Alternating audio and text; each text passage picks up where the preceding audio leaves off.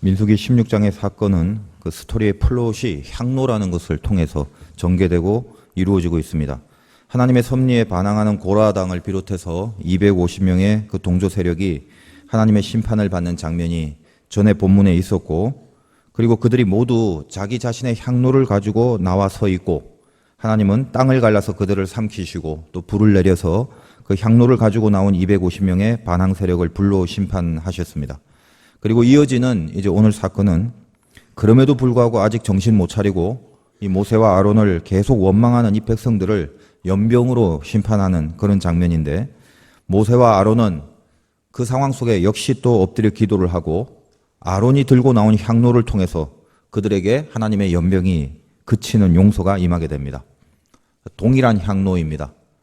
반항 세력에 동조하는 250명이 갖고 나온 그들의 향로와 아론의 향로는 똑같은 향로지만, 이 반역의 세력이 가져나온 향로는 그것으로 인하여 그 향로 때문에 심판의 조건이 됐고, 아론이 가져온 향로는 그 향로로 인하여 구원의 조건이 되었다는 것입니다. 이 향로가 무엇인가? 성막의 구조를 보면 동쪽 문으로 들어가면 번제단이 있고, 이 번제단을 지나 물두멍이라는 곳을 통과하면 성소가 나오고, 이 성소 안에 분향단이 있습니다. 그런데 이 성막은 모든 설계와 구조를 하나님께서 명령하신 대로 지어야만 했기 때문에 그 구조 자체에 아주 중요한 메시지와 신학적 내용을 담고 있습니다. 일단 번제단은 제일 먼저 성막을 들어가면 만나는 곳이고, 그것은 예수 그리스도의 십자가의 사건을 말하는 그런 상징이 있습니다. 제물을 태우고 자기의 죄를 위하여 대신 이 제물에게 그 죄를 뒤집어 써서 제물을 죽임으로 말미암아 우리의 죄가 용서함을 받는, 다시 말해서 예수 그리스도의 그 희생의 사건, 십자가에 죽으신 그 사건을 말하는 것이 번제단이고, 이 번제단을 통과하고 지나간 사람만이 이제 물두멍을 지나 성소 안에 들어가서 이 성소 안에 하나님을 대면하는 분향단 앞에 서게 된다는 것입니다. 분향단은 향을 피어오르는 것처럼 여러 번 성경에서 등장합니다만, 하나님을 대면하고 특별히 하나님 앞에 올리는 그 기도의 향, 그것과 같은 것이므로 신학적 의미가 이런 것이 있습니다. 번제단을 통과하지 못한 분향단은 있을 수 없다라는 거예요. 번제단을 지난 자만이 분향단 앞에 설 수 있다라는 거고, 번제단을 지나지 않고 분향단에 서는 것은 하나님 앞에 아무런 의미가 없고 오히려 불경건한 죄를 저지르는 것과 같다는 것입니다. 다시 말해서 오늘 우리의 영적 보혈, 그리고 영적 구원의 은총, 예수 그리스도로 말미암아 내가 주님의 보혈을 통과하지 않고서 하나님 앞에 서거나 하나님 앞에 기도할 수는 없다는 것을 의미합니다. 이 향로라는 게 뭐냐 하면, 번제단에서 제물을 태우고 난 불씨를 가져다가 이 불씨를 분향단 앞에 가서 그 분향단에 붙이기 위해서 번제단에 있는 불씨를 담아두는 그릇, 그것이 오늘 이 스토리의 플롯이 되는 향로라는 것입니다. 그런데 원래 이 일은 한 명의 제사장이 그 일을 하도록 되어 있습니다. 한 번에 한 명씩 이렇게. 그런데 성경 역사 안에서는 이 분향의 향을 피우는 하나님의 법칙을 거역한 사람이 안타깝게 죽음을 당하는 사건이 있습니다. 간헐적으로 제가 설교 가운데도 얘기도 했습니다만, 이 민수기 앞에는 레위기가 있는데 레위기 10장 1절 이하를 한번 찾아보도록 하겠습니다. 레위기 10장 1절에 이렇게 되어 있습니다. 아론의 아들 나답과 아비후가 각기 향로를 가져다가 여호와께서 명령하시지 아니하신 다른 불을 담아 여호와 앞에 분향하였더니 불이 여호와 앞에서 나와 그들을 삼키매 그들이 여호와 앞에서 죽은지라. 아론은 제사장이고 아들이 둘이 있는데 그 중에 장남이 나답이고 그 다음에 차남이 아비후입니다. 그래서 이 나답과 아비후가 각기 향로를 갖고 왔어요. 그리고 여기 무슨 불을 담았냐 하면 하나님이 명령하지 않은 다른 불, 그 다른 불을 담아서 분향을 하다가 죽음을 당한 사건입니다. 한 명이 해야 되는데 서로 동시에 하겠다고, 아니 동시에 하는 게 아니라 각자 먼저 하겠다고 그렇게 덤빈 것이고, 그러다 보니까 번제단에서 나온 불을 담아야 되는데 누가 먼저 해야 될 건가라는 것을 고민하다 보니까 그냥 아무 불이나 담아서 분향을 하게 된 것입니다. 아까 말씀드렸다시피 십자가를 통과하지 않고 번제단을 통과하지 않고 하나님 앞에 나가게 된 거라는 거예요. 하나님이 명하실 때, 하라고 할 때 차례대로 하나씩 명령에 순종하면 되는데 왜 이렇게 다른 불을 담아서 죽음을 초래했는가? 레위기에 10장 1, 2절 이후 계속되는 말씀을 보면 그 이유를 어느 정도 유추할 수가 있습니다. 3절에 보니까 모세가 아론에게 이르되 이는 여호와의 말씀이라 이르기를 나는 나를 가까이 하는 자 중에서 내 거룩함을 나타내겠다. 제사장이 나한테 와서 너희들이 거룩한 족속인데 나는 내 거룩함을 누구에게 나타내냐면 나를 가까이 하는 자 중에 거룩함을 나타내겠다. 이들은 하나님이 죽였습니다. 다시 말해서 거룩하지 않다라고 판단을 한 거죠. 오늘 말씀에 의하면 하나님과 가까이 하지 않았다는 것입니다. 더군다나 이제 저 뒤에 9절을 보면 너와 내 자손들이 회막에 들어갈 때는 포도주나 독주를 마시지 말라. 그리하여 너희 죽음을 면하라. 이는 너희 대대로 지킬 영원한 규례라. 유추할 수 있는 상황이 마음대로 포도주와 독주를 그냥 마시고 술 취한 모습으로 분향단으로 나갈 수 있음직한 법이 이 말씀을 통해서 우리가 상상할 수 있습니다.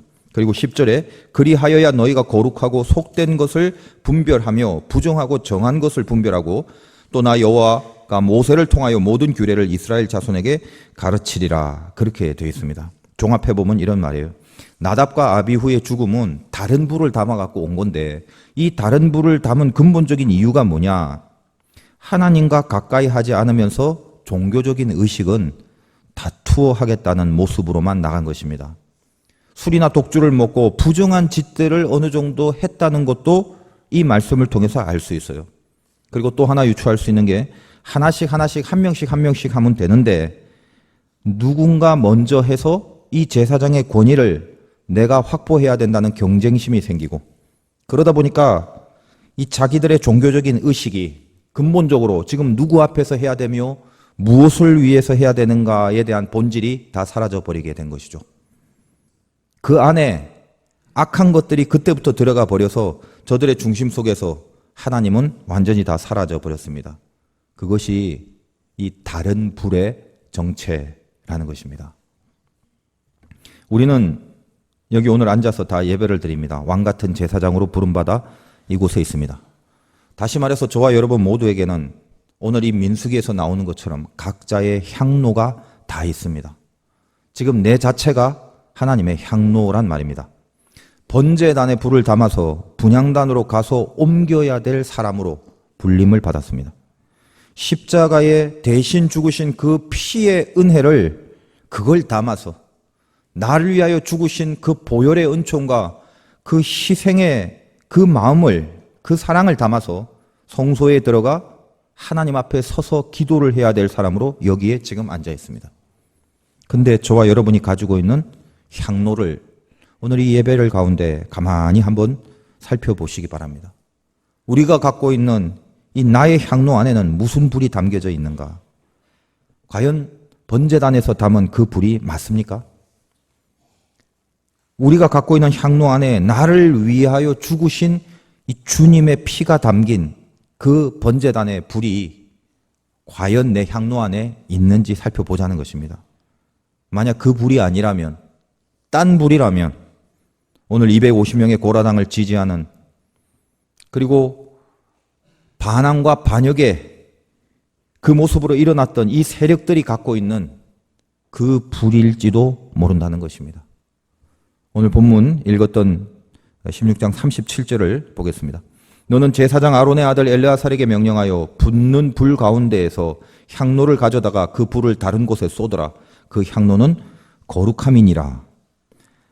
불로 심판을 받은 그들은 불로 죽었지만 그들이 각기 갖고 나온 향로는 자기들 앞에 다 이렇게 떨어져 있을 것 아닙니까? 그래서 뭐라고 하나님이 명하십니까? 그 향로를 그 속에 내버려 두지 마라. 향로 자체는 굉장히 거룩한 것 아니냐. 그러니까 그 안에 잘못 담겨져 있는 불씨를 다른 데 쏟아버려라.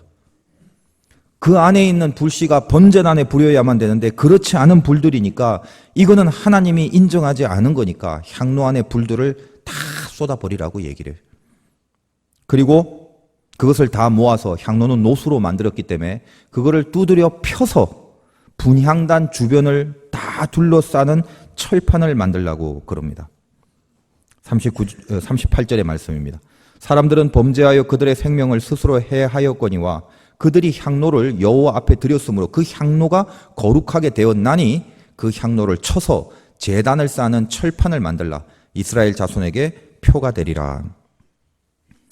그 후로 그 단을 볼 때마다, 분향단을 볼 때마다 이게 그냥 하나님 앞에 나와서는 안 되는구나.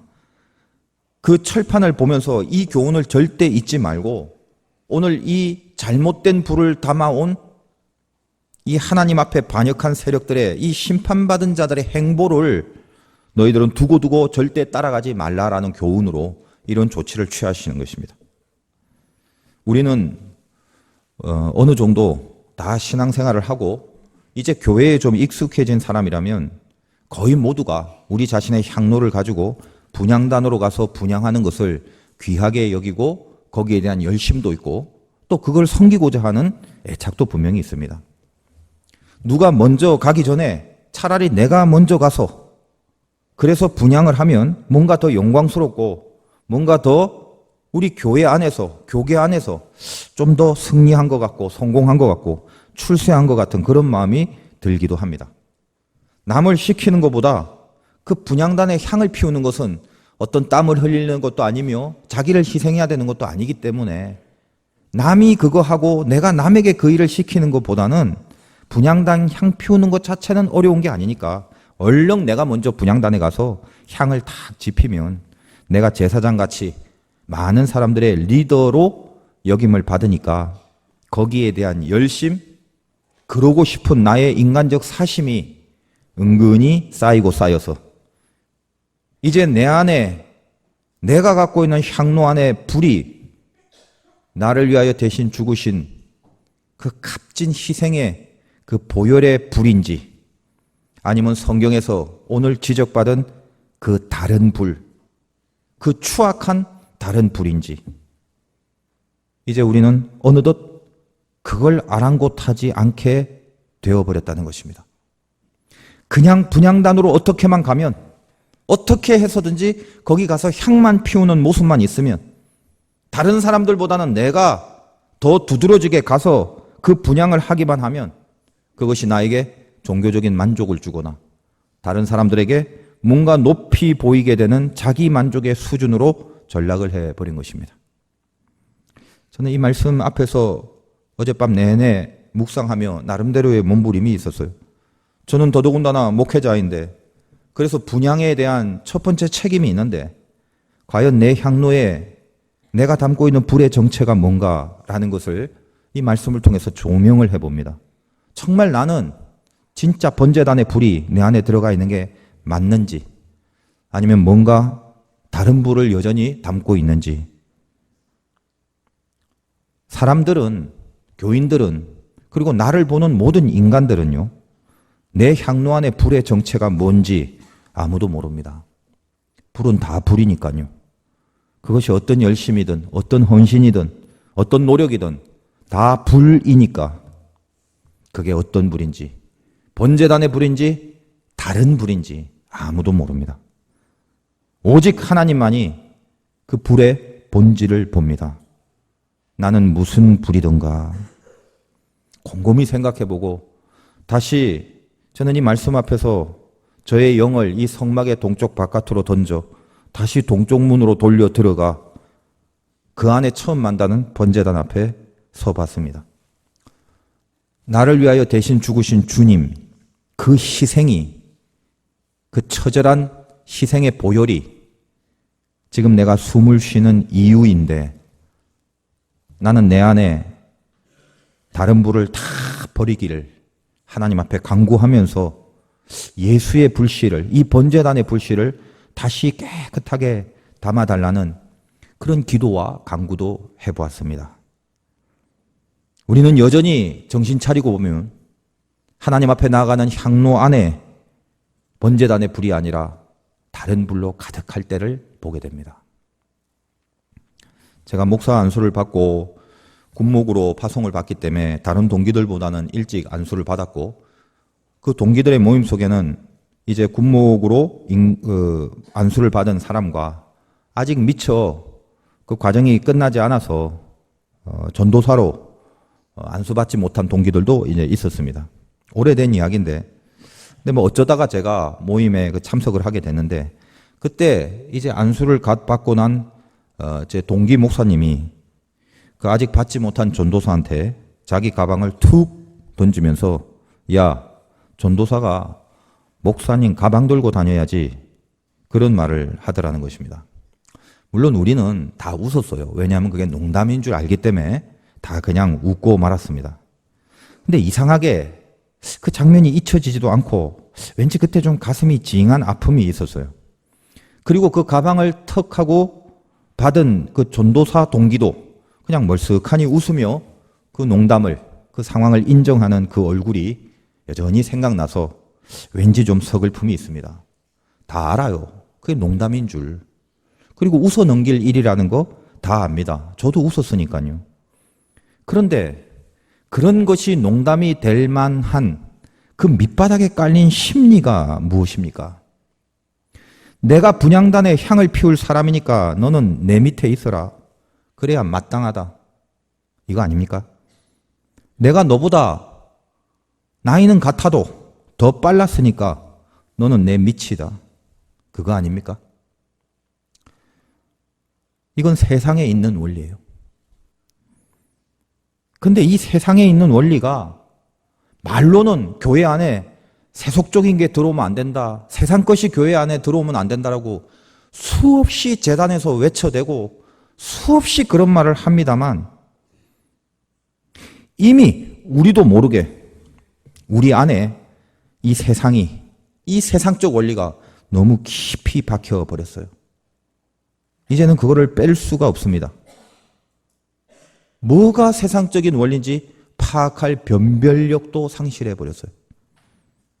그리고 그걸 빼야 될 필요성도 못 느끼고 그렇게 분향단에서 향만 피우면서 종교 생활을 하고 있다가 그렇게 살아가는 것입니다. 나를 위해서 주님이 대신 죽으시고 나를 살리신 그 번제단의 불이 그 불이 아니지 않습니까? 무슨 열심이, 어떤 불입니까? 목사고 전도사고 다 같은 동기가 그거 먼저 된 거, 그거 먼저 되려고 노력했던 열심, 그게 불입니까? 그렇게 먼저 되고 나중에 결국은 하늘에서는 나중되고 그런 인생을 살면 그게 얼마나 어리석은 것입니까? 요한복음 2장에 주의 전을 사모하는 열심이 나를 삼키리라 예수님이 그렇게 말씀을 하셨어요. 그 말씀을 성전을 뒤집어 엎으면서 하셨다는 것이 의미심장합니다. 주의 전을 사모하는 열심, 여기까지는 얼마나 귀해요. 하나님의 성전을 사모하는 열심. 근데 뭐라고요? 전을 사모하는데 그 열심이 오히려 주님을 삼킨답니다. 왜 그래요? 향로에 들어가 있는 불이 번제단의 불이 아닌 불이라서, 다른 불이라서 그렇다는 것입니다. 저도 목회를 합니다만 신학생 시절이 있고 전도사 시절도 있었겠죠. 그렇게 힘들게 보낸 종들이 나중에 목사가 되고 또 더더군다나 큰 교회의 담임 목사가 되고 특별히 우리 교단에서는 무슨 감리사가 되고 감독이 되고 그러면 왜 그렇게 얼굴에, 내가 참 일부 예배도 이 표현이 생각이 안 나서 그냥 써버렸는데 후가시라는 게 들어가 있는지 모르겠어요. 이걸 어떻게 번역을 해야 되는지 모르겠는데 눈빛이 왜 그리 자꾸 거만해지죠? 왜 자꾸 고개가 뻣뻣해지고 표독스러워지고 목소리만 중저음으로 낮게 깔아대죠? 여러분이 이 자리에 있기까지 하나님의 깊은 은혜 가운데 고난도 이기고 치유도 받아서 성도로 살기로 결심을 하고 헌신하여 집사가 되고 권사가 되고 장로가 되면 왜 더 낮아지고 왜 더 겸손해지지 못하는 거냐 이 말입니다. 저는 어제 참 감사하고 행복한 게 저를 묵상하고 저희 교회를 묵상하면서 우리 교회 목사님들과 우리 전도사님들 교육자 한 명 한 명이 하나같이 저보다는 훨씬 더 귀하고 값진 분들이라고 그렇게 생각을 해요. 그냥 하는 말이 아니라 진심으로 그런 마음이 들다 보니까 이런 교육자들과 같이 동역하고 하나님이 이런 교육자들을 보내주신 것이 갑자기 평소보다 훨씬 더 고맙고 감사해서 마음이 너무 뿌듯하고 행복해지는 교회예요. 우리 교회 장로님들도 전부 다 헌신적이고 또 섬김의 도를 충실히 감당하고 있음이 그게 또 얼마나 감사하고 귀하게 새록새록 느껴지는지 몰라요. 그래서 어제는 마음에서 야, 내가 참 복을 많이 받았구나. 뭐 갑자기 막 감사할 거리들이 하나하나 너무 많이 우러나는 거예요. 일전에 우리 교회와 남선교회가 지원하는 베트남 선교사님과 만난 적이 있습니다. 제가 뭐 이렇게 예배 시간에 몇 번 얘기한 기억도 나는데 그분이 사역을 한번 하면서 저에게 상담을 요청했는데 본인이 평신도 선교사로 사역을 하다 보니까 역량이 많이 많아지고 또 베트남 선교를 하다 보니까 많은 베트남 사람들을 알게 되면서 그들이 자꾸 기도를 부탁하고 안수 기도를 해달라고 한대요. 그리고 축도를 해달라고 하는데 이게 목사는 아니니까 그것을 못 해주니까 안타까움이 있어서 그리고 여러 가지로 또 사역을 하는데 목사라는 신분을 갖는 게 여러모로 유리하고 또 여러모로 뭔가 좀 더 용이한 사역을 할 수 있다라고 판단을 해서 자기도 신학을 해서 안수를 받으려고 그러는데 저에게 기도를 좀 부탁하고 거기에 대한 상담도 했던 그런 시간을 가졌습니다. 그분은 벌써 10여 년 훨씬 전에 우리나라에 일하러 온 그 베트남 근로자들을 섬기기 시작했고 또 그들을 도와주면서 복음을 전하면서 그런 일을 하다가 우연찮게 이 추운 겨울에 길거리에서 객사를 해버린 한 베트남 청년을 보게 됩니다. 아무런 법적 조치를 취해줄 수도 없는 그 청년을 그냥 길에서 끌어안고 눈물을 흘리면서 그리고 그를 위하여 기도해 주다가 바로 그 앞에서 같이 울어주시는 주님을 환상 가운데 만난 이후에 평생을 베트남 선교를 위해서 바치기로 결심을 하게 됩니다. 그래서 그 이후에는 한국에 일하러 온 베트남 사람 또 결혼하러 온 베트남 여자들 그들이 언어도 안 되고 정서도 맞지 않은 가운데서 정말 우리가 알지 못하는 깊은 애환과 또 고난들이 있는데 그때마다 이래 소문이 난 이 선교사님에게 도움을 요청하면 이분은 한국에서 베트남 선교를 위해서 또 하나님이 은혜를 주셔서 이 언어를 베트남 언어를 잘하게 하셨어요. 방방곡곡 찾아가서 그들을 돕고 그래서 서로 가족끼리 소통과 화목을 이루게 하고 거기에 반드시 복음을 전하면서 베트남어로 된 성경을 주고 그를 통해서 굉장히 귀하고 놀라운 그런 하나님의 열매들을 많이 맺게 됩니다.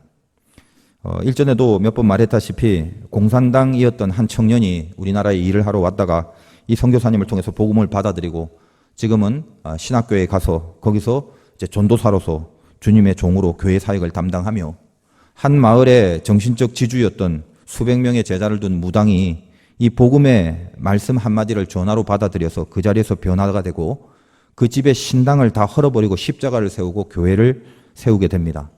많은 사람들이 거기서 사신 우상을 믿었던 자들이 하나님을 믿는 사람으로 변모되는 역사들이 나타나고 마약에 찌들어 중독되고 감옥에 들락거리는 사람들이 그들만이 따로 예수를 믿는 사람으로 변화되어 교회를 세우고 예배를 드리게 하는 그런 수많은 신비한 하나님의 사건들이 이 선교사님과 이 선교사님의 복음을 받아들인 사람들 그래서 다시 한국에서 베트남으로 건너간 그들을 통하여 드러나고 있는데 얼마나 말로 다 할 수 없는 귀한 사역들이 있는지 몰라요.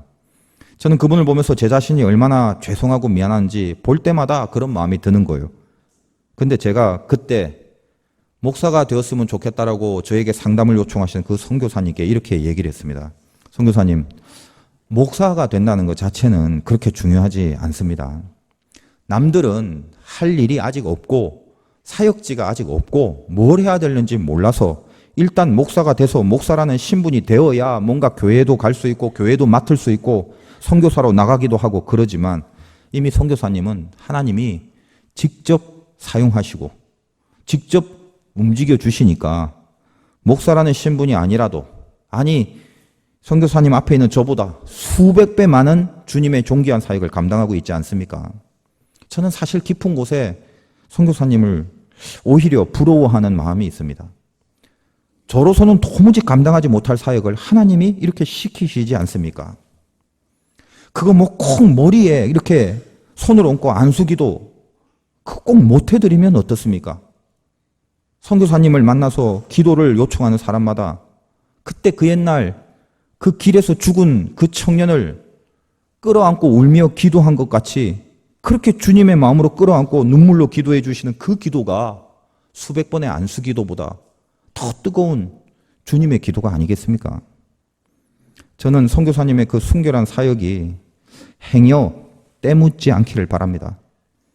저 자신도 목사지만 그렇게 정결하게 귀하게 하지 못하기 때문에 저는 선교사님을 통해서 주님의 진짜 순결한 손대주심의 은혜를 좀 쭉 지켜보고 싶습니다. 그 얘기를 했어요.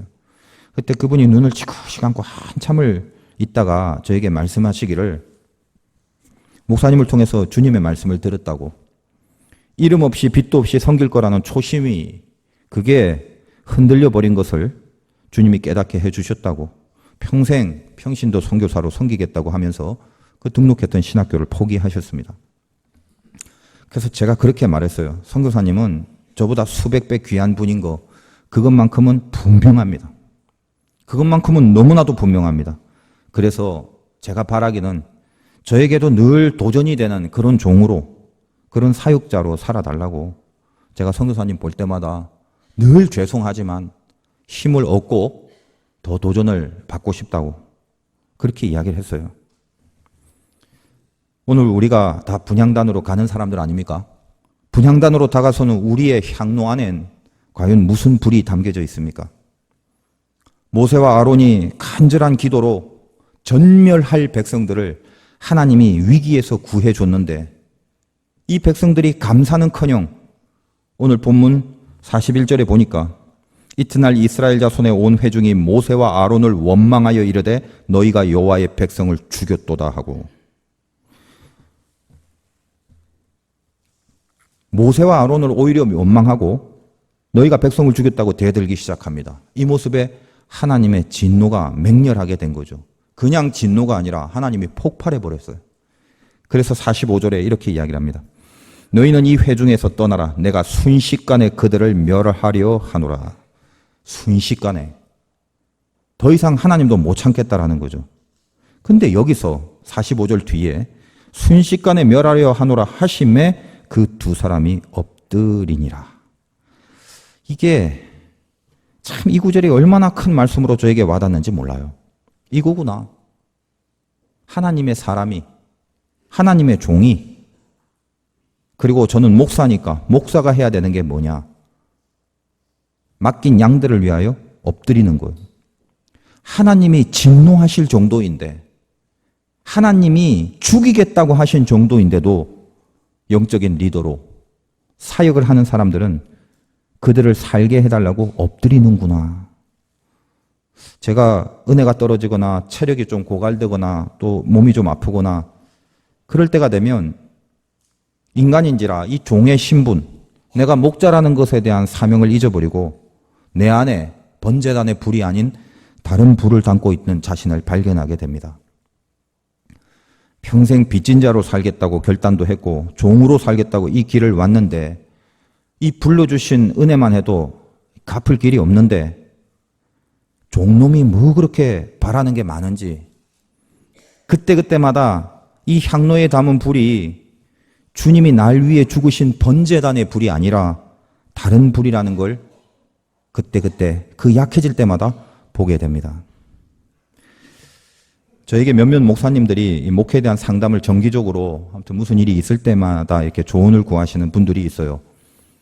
뭐 제가 뭐 많이 알아서 보기보다는 옛날부터 친분을 유지해 왔기 때문에 제가 나름대로 선배가 되니까 그런 조언을 구하는 분들이 있습니다. 근데 대부분 그 많은 그 조언의 내용들, 상담의 내용은 교회 내부에서 목사로 목회를 하면서 생겨지는 갈등에 대한 어떤 해답을 구하는 내용이 있는 거예요.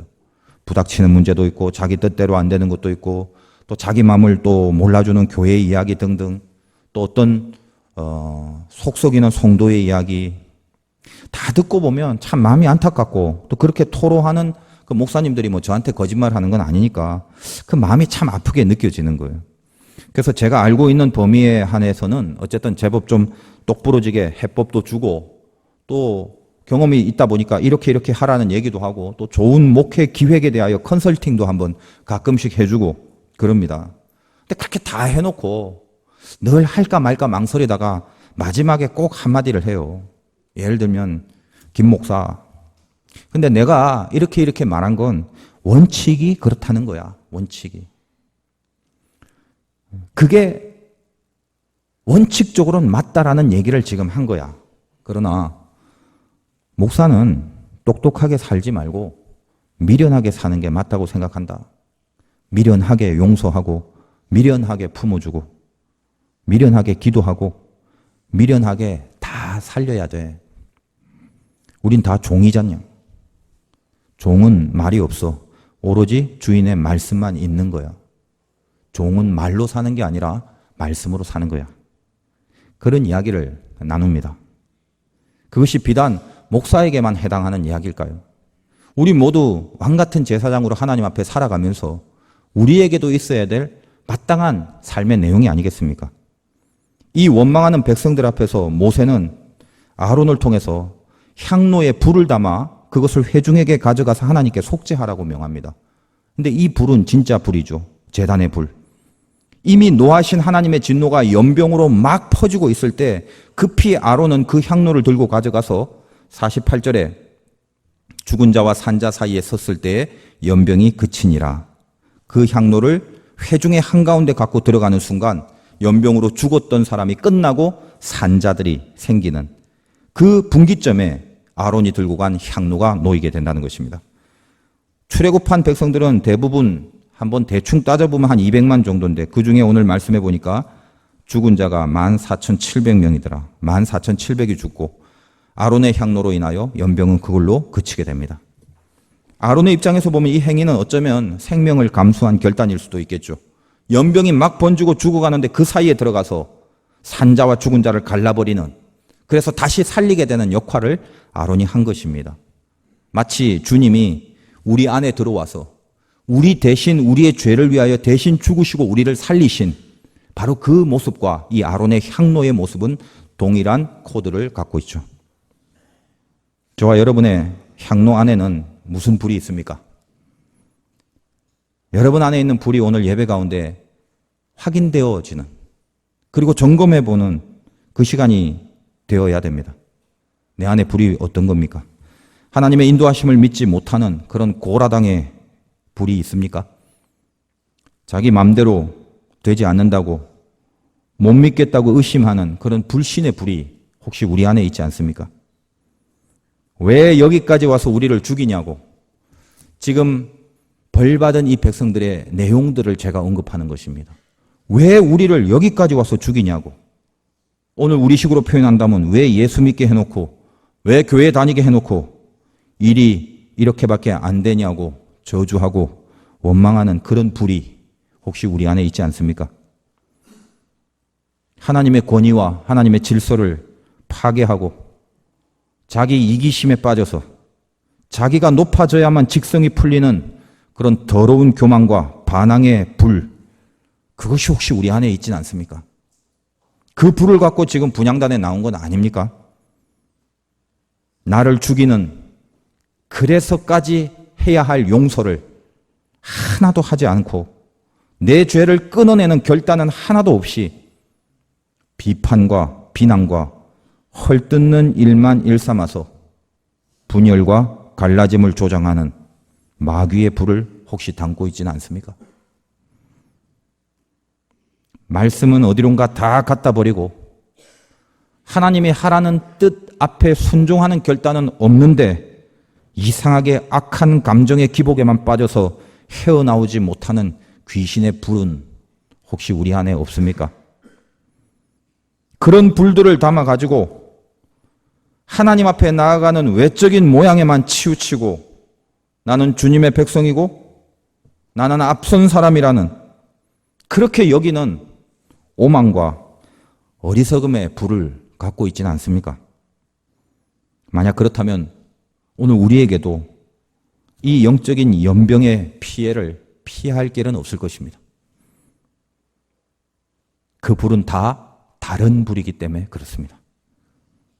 오늘 이 예배를 통하여 주님, 내 안에 이 향로 안에 무슨 불을 다시 담아야 합니까? 더러운 불들이 있다면, 다른 불들이 있다면 다 쏟아버리게 하시고 이 안에는 지금 번제단 앞에서 나를 위하여 대신 죽기까지 하신 이 세상에는 없는 그 주님의 사랑, 내가 죽어야 될 자리를 대신 죽기까지 하여 나를 어떻게든 살려내신 그 보혈의 그 불이, 그 사랑의 불이 지금 내 향로에 담겨지게 하여 주시옵소서. 십자가의 보혈이 담겨져 있지 않고 분향단에 나아가는 그런 심판받을 인간의 삶을 살지 않기를 원합니다. 내 향로에 정말 주님의 불이 담겨져 있다면, 내 속에 정말 번제단의 불씨를 집어넣고 간다면, 이제는 내가 가는 곳에서 어디를 가든지, 내가 하는 일이 무슨 일이든지, 내가 만나는 사람이 누구든지 그곳에서 죽은 자와 산 자를 가르게 하는, 그래서 모든 것을 다시 살려내는 하나님의 은총이 일어나는 신비가 나를 따르게 하여 주시옵소서. 살리는 향로가 되게 하시고 살아나는 향로가 되게 하여 주시옵소서. 주님, 내 안에 더러운 다른 불들 모조리 쏟아내게 하여 주시옵소서. 저와 여러분의 오늘의 결심이, 그리고 오늘의 이 깨달음이 이 제단에, 이 화도 제단에 하나님이 기뻐 받으시는 분향단의 향으로 뜨겁게 타오를 수 있기를 주님의 이름으로 축원드립니다.